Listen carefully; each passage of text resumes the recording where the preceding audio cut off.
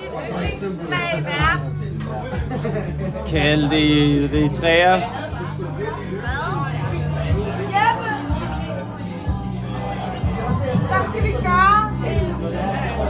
Hvad mener du? Du har dræbt nogen.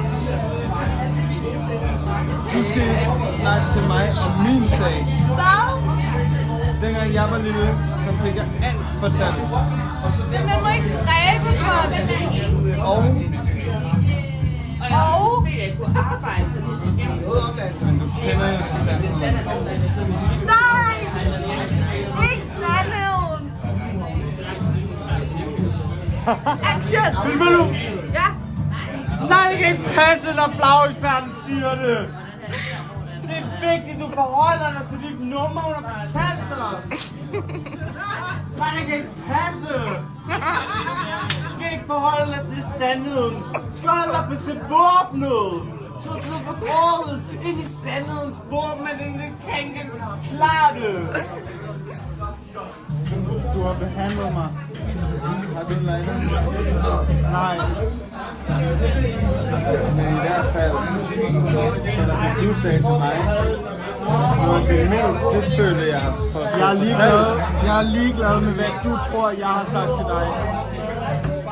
Jeg forholder mig til akut. Det er akutte. Så fortæl mig, det er akut. Det akutte for mig er i det smukke, og det skal ligge afsløret. Vi når det aldrig.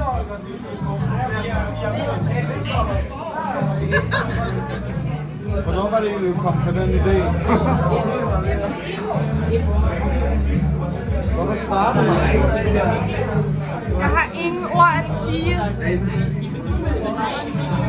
Jeg er målløs. Så bare gå.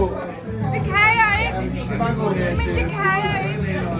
Jeg er fanget. Jeg har sagt til dig 1000 gange før, at du vil ikke forklare mig det, og du ikke vil få styr på din egen terror. Så må du gå. Jamen, hvis jeg går, så mister jeg alt. Så mister jeg må alt. ikke gå. Jamen, jeg mister alt.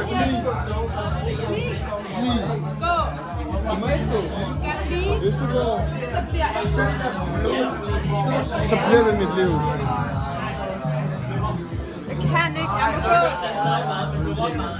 Det er vist røv. Det var meningen. Det er et spørgsmål om tid. Den sidste ende vil ende. Ikke nødvendigvis godt, men roligt. Forestil dig vigtigere ting end dette.